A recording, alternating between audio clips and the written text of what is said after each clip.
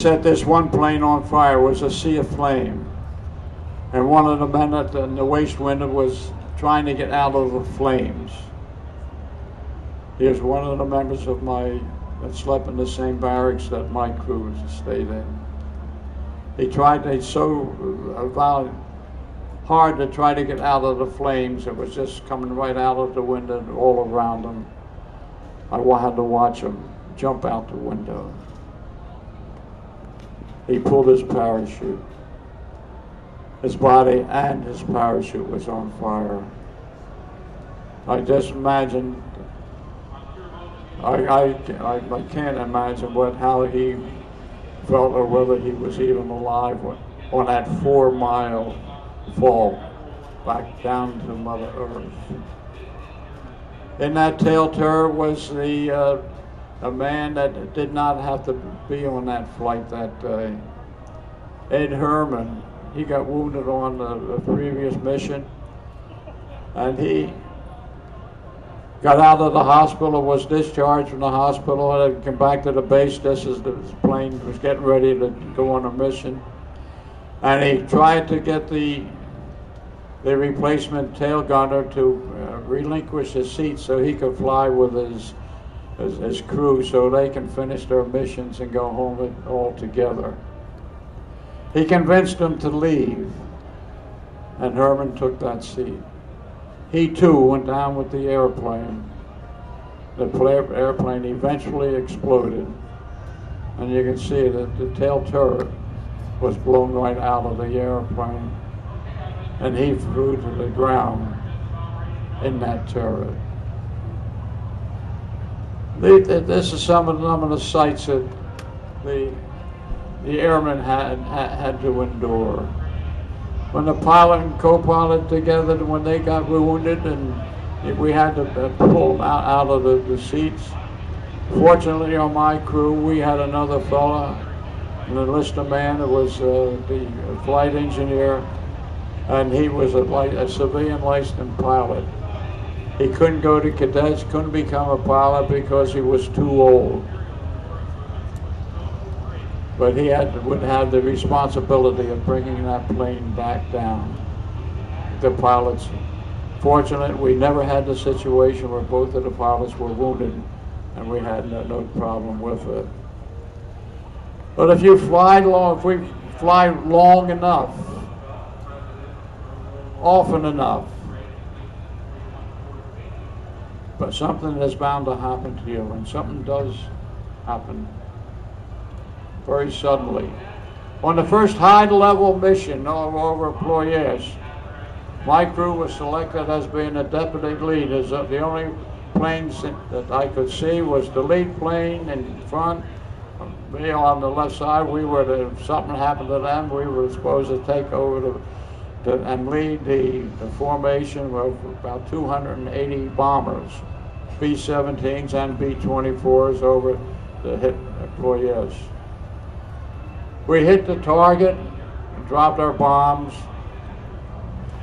And of course, when you drop 6,000 ton of bomb, the plane lurches up.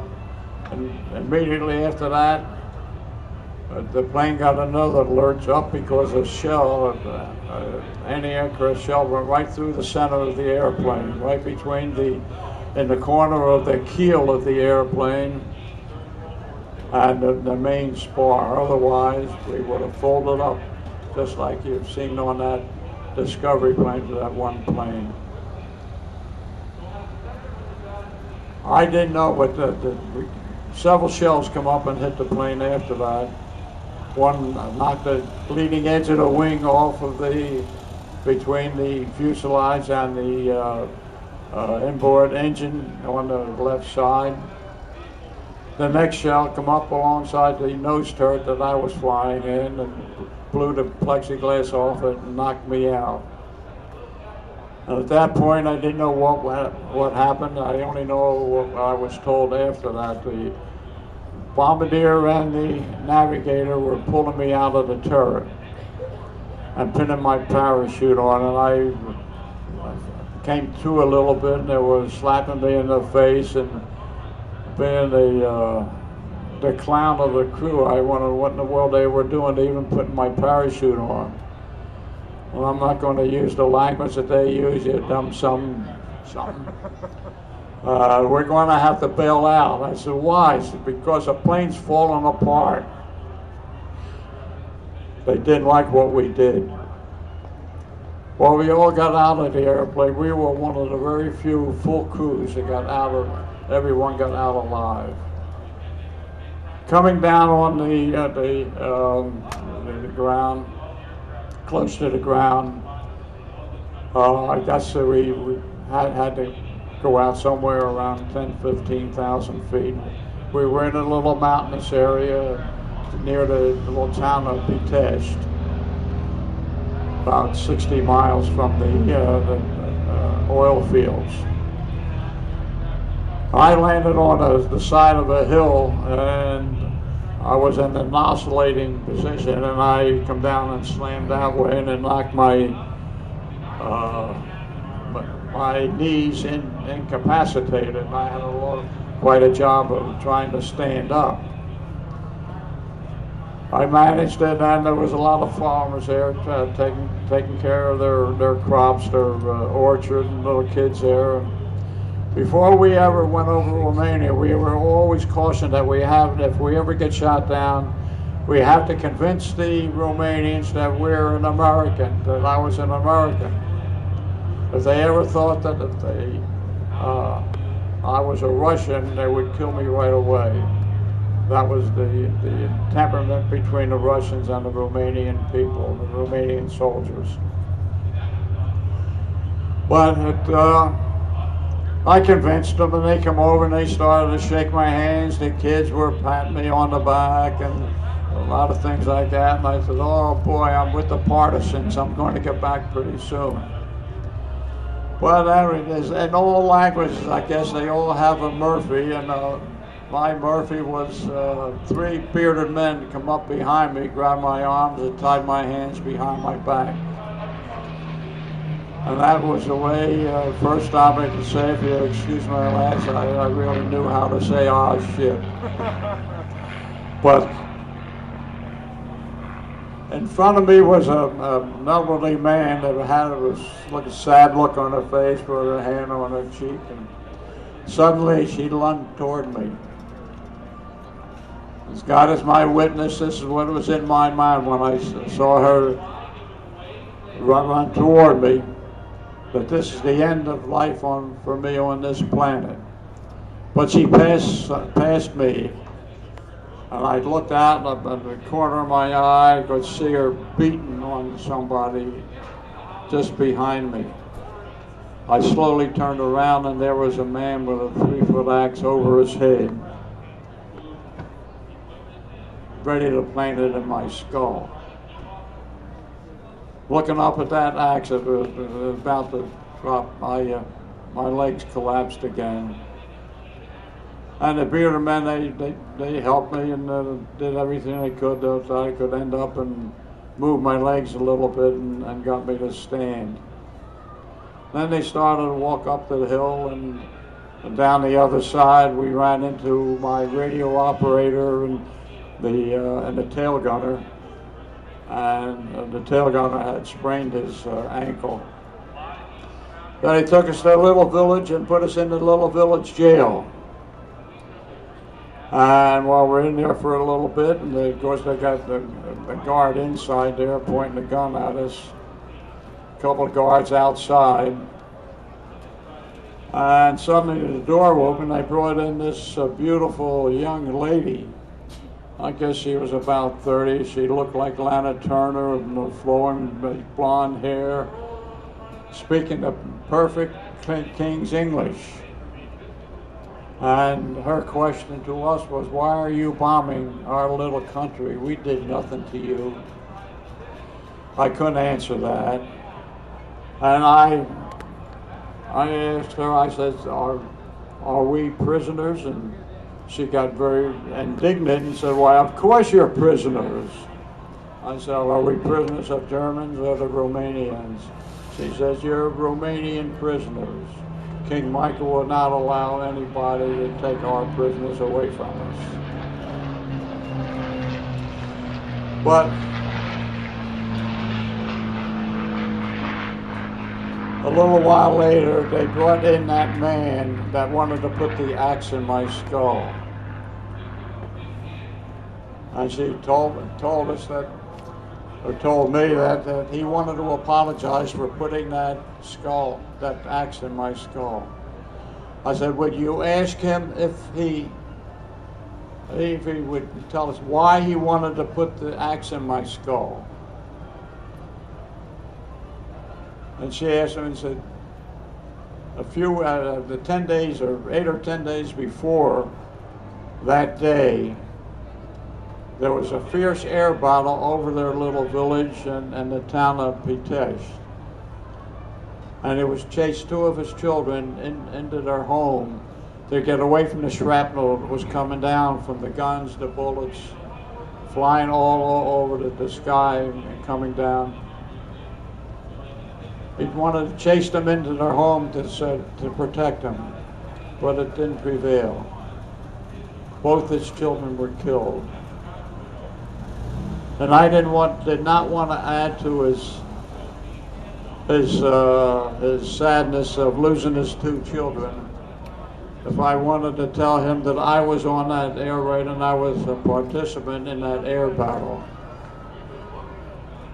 And I had to live the rest of my life not knowing whether my bullets killed that man's children.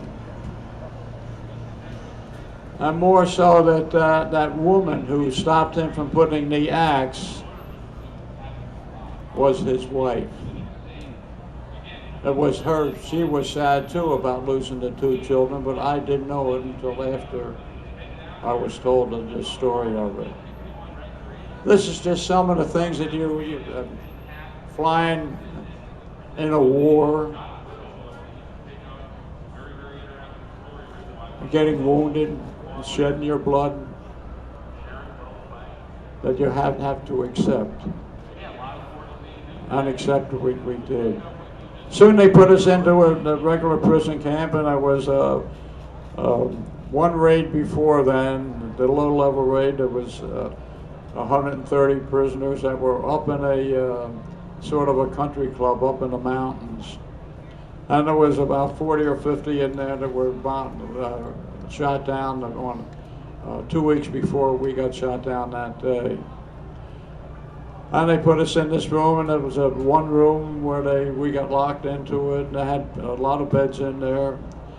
By this time, we had about 60 men in there, and I ended up getting on the top bunk. The first night in the prison camp, you have to remember, I've been spending 34 missions going around dropping bombs on people. Well, I had to say the word and probably killed a lot of people.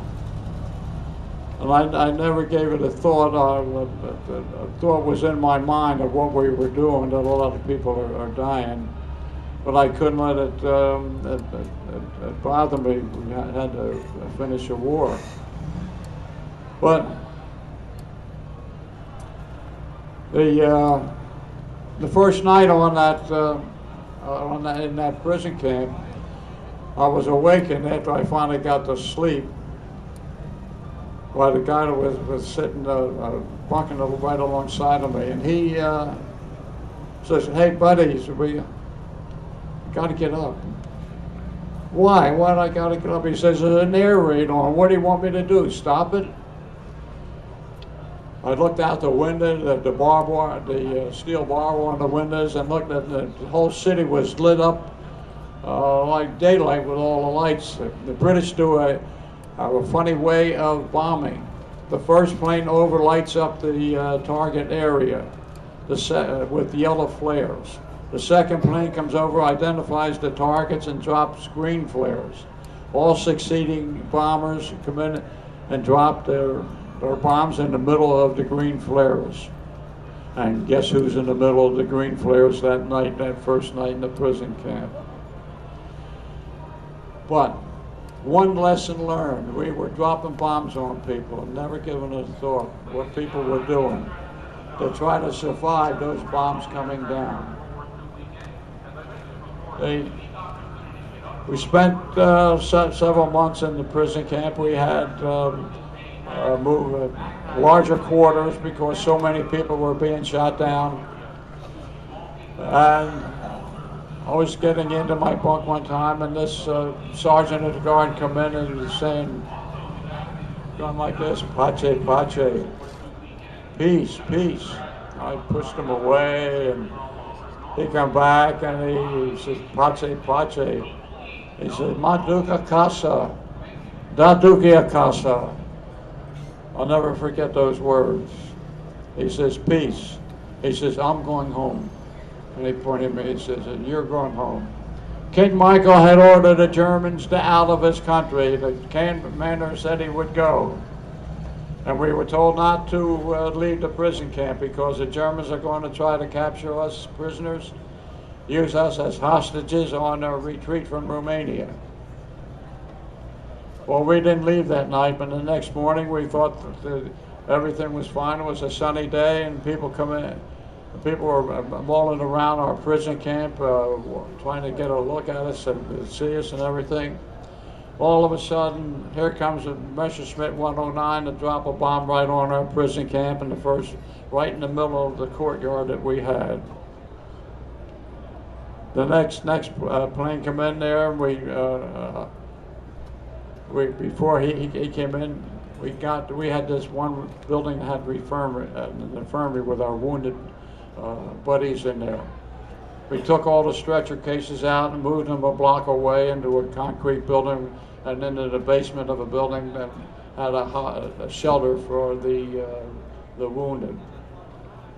And the next 3 days, they completely destroyed bombed out our prison camp, hoping that they were going to kill all the Americans so they won't go back and fight against us. They bombed out King Michael's palace. They come out with the planes came down in the middle of highways and the streets and the boulevards where people were mingling, strafing the people in the city, sniping them.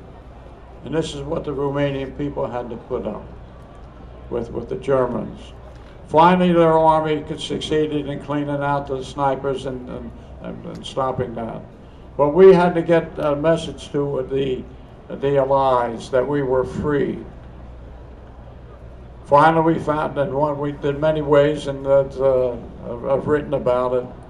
And finally, we found this Romanian prince, Captain Constantine Cantacuzino. He was a fighter pilot. He had the credit of shooting down 4 or 5 4-engine bombers. And he said to Colonel Gunn, he says, "If you crawled into the fuselage of my Messerschmitt, he said, I'll fly you to Italy." And you can imagine this captain, Romanian captain, fighter pilot, was probably the plane that shot him down. But he's going to get into his airplane, but he jumped into the airplane, succeeded in getting to Italy, and got word to General Twining. General Twining said, "Go get my boys." He had wooden floors put in the bomb bays of B-17s, 32 of them in all. By that time, and all that time, so many planes were shot down, we had 1,160 prisoners of war. And our Air Force and General Twining succeeded in rescuing 1,160 prisoners of war 400 miles behind the German lines in 2 days without a single casualty. More important than that rescue was something else that happened. Young King Michael asked Colonel Gunn, he says, "Will you take a message for me, for my people?" The message was given to Colonel Gunn. He took it, gave it to General Twining.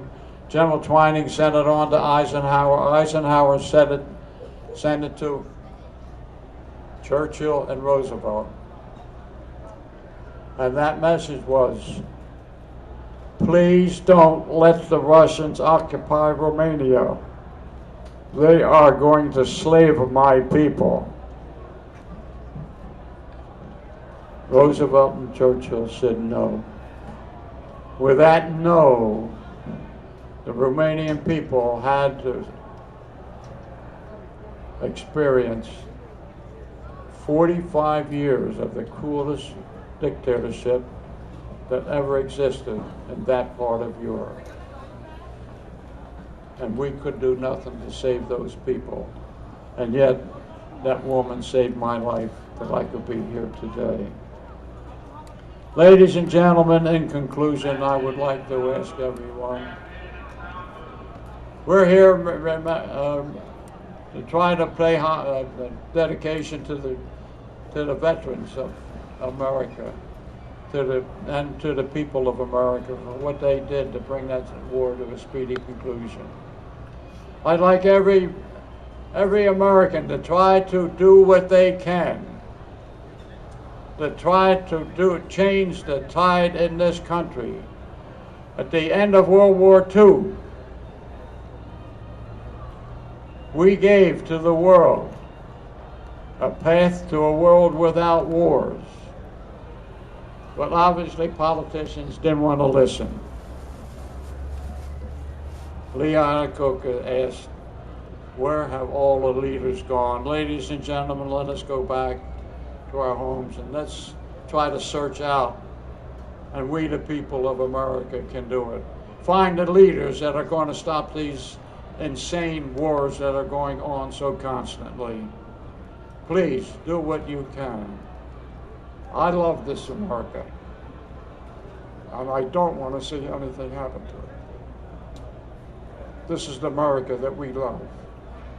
Let's do what we can to protect our heritage. Thank you.